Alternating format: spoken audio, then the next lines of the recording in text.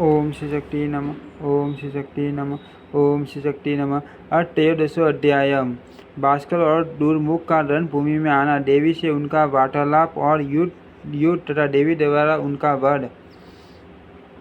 व्यास जी बोले, हे राजन, ऐसा कहकर अभिमान से शूर अंगों वाले तथा सभी शास्त्रोक्त के विचारण वे दोनों माँ बाबू दैत्य भास्कर तथा दुर्मुख सम्राटगण की ओर चल पड़े। इसके बाद वे दोनों मंडोत्मठ दानव समर भूमि में पहुंचकर मेघ गर्जन के सम्मान गंभीर वाणी में देवी से कहने लगे, हे देवी, हे सुंदरी, जिन मान महिषासुर ने सभी देवताओं पर विजय प्राप्त कर ली है, सभी दैत्यों के अधिष्ठाता उन नरेश महिषासुर का आप वरण कर ले। वे सभी लक्षणों से संपन्न मुनि से रूप धारण करके तथा देवी आभूषणों से अलंकृत होकर एकांत में आपसे मिलने के लिए आएंगे। हे सुंदर मुस्कान वाली देवी, उन्हें पति के रूप में स्वीकार कर लेने पर आपको तीनों लोगों का वैभव निश्चय ही प्राप्त हो जाएगा। अतः हे क्रांते, उस महिषासुर के प्रति आप अपने मन में परम प्रेम भाव रखिए। हे कोकिल भाषिनी, मान पराक्रमी महिषासुर को अपना पति बनाकर आप स्त्रियों के लिए अभिष्ट अद्भुत सांसारिक सुख प्राप्त करेगी। देवी बोली, अरे दुष्ट, क्या आप यह समझ रहे हो कि यह कोई सकाम मोहित बुद्धिहीन तथा बल रहित नारी है? मैं उस मूर्ख महिषासुर की सेवा कैसे कर सकती हूँ? कुलीन स्त्रियाँ कुल सहित तथा गुण में सम्मान रखने वाले एवं रूप, चतुरता, बुद्धि, व्यवहार, समान आदि से विशेष रूप से संपन्न पुरुष को ही स्वीकार करती हैं। ऐसी कौन देव रूपिणी नारी होगी जो कामातुर होकर पशु रूपधारी तथा पशुओं में भी अदम महिष को अपना पति बनाना चाहेगी? हे भास्कर और दुर्मुख, आप लोग तत्काल अपने राजा महिषासुर के पास जाओ और हाथी के समान विशाल शरीर वाले तथा शंकारधारी उस दानव से मेरा संदेश कह दो। आप पाठा लोग चले जाओ अथवा यहाँ आकर मेरे साथ युद्ध करो। संग्राम होने पर ही इंद्र निर्भय हो सकते हैं। यह निश्चित है। मैं आपका वध करके ही जाऊंगी। बिना आपको मारे मैं नहीं जा सकती। हे माँ मूर्ख, ये समझकर अब आप जो चाहते हो वैसा करो। हे साठुष पाठ, बिना मुझको पराजित किए पृथ्वी के किसी भी भाग में, अंतरिक्ष या पर्वत के गुफा में कहीं भी अब आपको शरण नहीं मिलेगी। व्यास जी बोले, देवी की ऐसा कहने पर क्रोध से तमाश नेत्रों वाले वे दोनों दैत्य धनुष बाण लेकर युद्ध करने के लिए तैयार हो गए।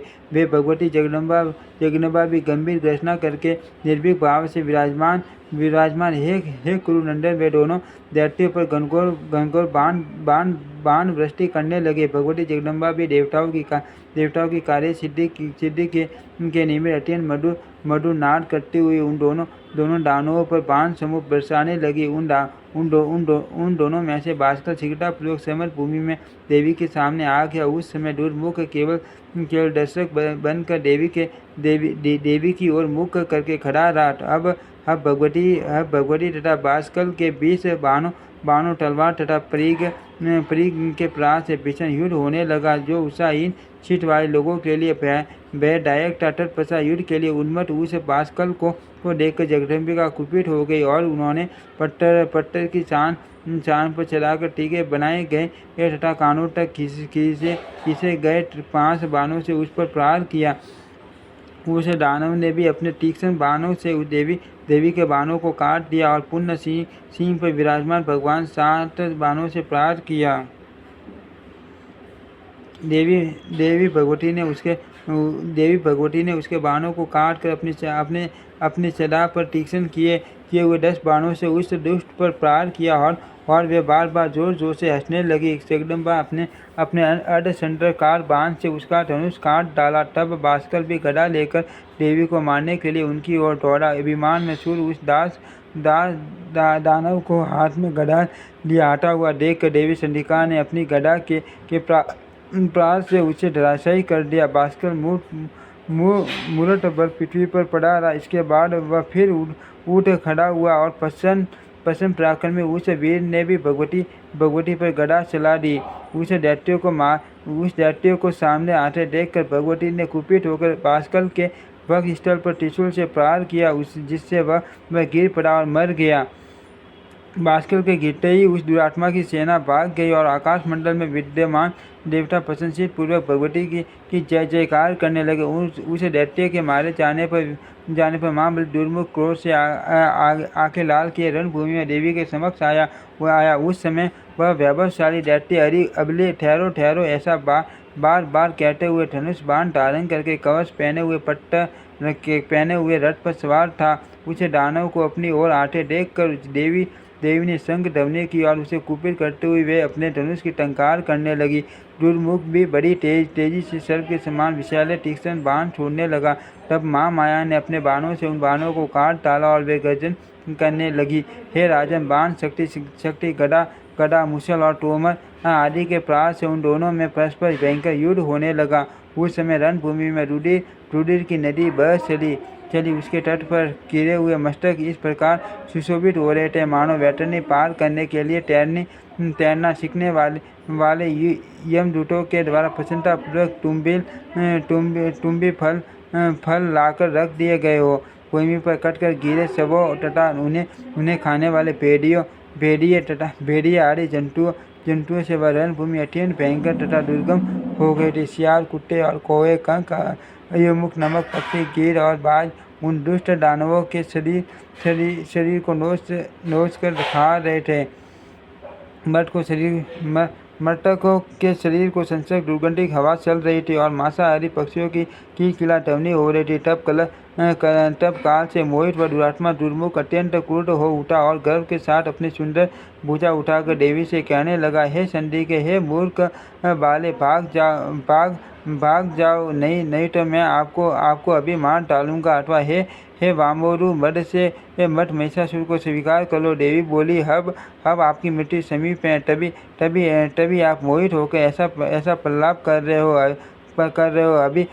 अभी मैं आपको भी उसी प्रकार मार डालूंगी जैसे मैंने इस भास्कर को मारा है। हे मूर्ख, भाग जाओ और यदि आपको मृत्यु अच्छी लगती हो तो रुके रहो। आपको मारने के बाद मूर्ख महिषासुर का भी संहार कर डालूंगी। देवी का वचन सुनकर मरणोन्मुख दुर्मुख भगवती चंडिका के ऊपर भीषण बाण वृष्टि करने लगा। भगवती ने कुपित होकर अपने तीक्ष्ण बाणों से उस बाणों को वृष्टि को तत्काल व्यर्थ करके उस दैत्य पर उसी प्रकार आघात किया जैसे इंद्र ने वृत्रासुर पर किया।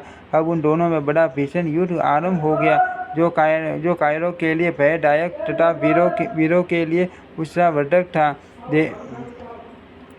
था।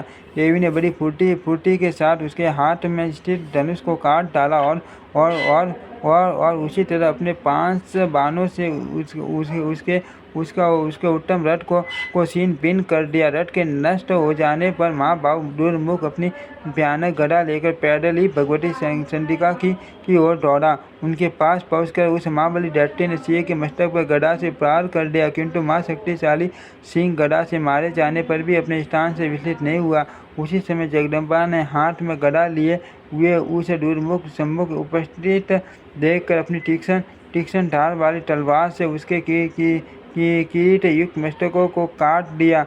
मस्तक कट जाने पर दुर्मुख जमीन पर गिर पड़ा और मर गया। तब देवता परम प्रसन्न होकर देवी की जय जयकार करने लगे। दुर्मुख के मर जाने पर आकाश में विद्यमान देवता भगवती की स्तुति करने लगे, उन पर पुष्प बरसाने लगे तथा उनकी जयकार करने लगे। रणभूमि में उस मान दानों को मरा हुआ देखकर ऋषि, सिद्ध, गंधर्व, विद्याधर और किन्नर आनंदित हो उठे।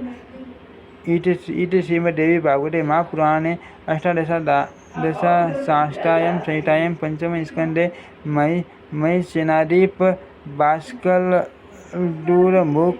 खीन पाटन वर्णन नाम त्रयोदशो अध्यायः। ओम श्री शक्ति नमः। ओम श्री शक्ति नमः।